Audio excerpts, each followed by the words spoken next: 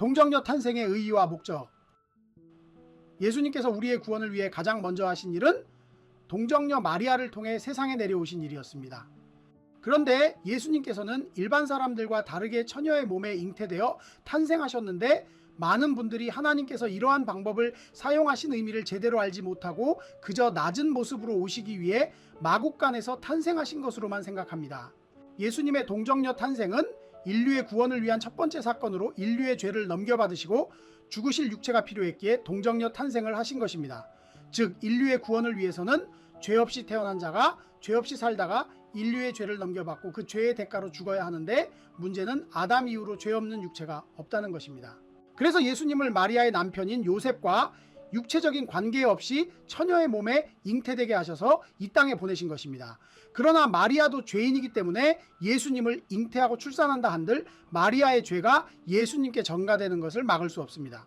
마리아 역시 자신의 부모로부터 전가된 죄의 문제와 일평생 죄를 짓지 않아야 한다는 조건을 충족할 수 없고, 설사 그렇게 된다 하더라도 마리아가 죄가 없다면 굳이 예수님께서 이 땅에 내려오실 필요 없이 마리아에게 죄를 전가하고 십자가에 달려 인류를 구원하면 될 것이기에, 예수님의 동정녀 탄생 문제는 낮아짐의 관점이 아니라 구원의 관점에서 접근하고 해석해야 답을 얻을 수 있습니다. 이 문제에 대해 누가복음 1장에서는 천사 가브리엘이 갈릴리 나사렛이란 동네에 가서 마리아를 만나 이르기를 은혜를 받은 자여 평안할지어다, 주께서 너와 함께 하신다고 했고, 마리아가 놀라자 놀라지 말라고 하면서 다시 한번 네가 하나님께 은혜를 입었다고 이야기합니다. 여기서 은혜를 받았다는 말에는 두 가지 의미가 있는데, 첫 번째는 네가 하나님께 선택을 받았다는 뜻이고, 두 번째는 일시적이고 특별한 구원의 은혜를 받았다는 뜻입니다. 에베소서 2장 8절에 나오는 구원의 은혜에 대한 기록을 보면, 너희가 그 은혜로 인하여 믿음으로 말미암아 구원을 얻었나니 이것이 너희에게서 난 것이 아니요 하나님의 선물이라고 했는데, 이 구절의 은혜는 예수님을 믿음으로 전 인류가 구원받는 일반적인 은혜입니다. 그러나 마리아에게 주어진 은혜는 예수님께서 태어나실 때 죄 없이 탄생하시도록 하기 위한 특별하고 일시적인 구원의 은혜였습니다.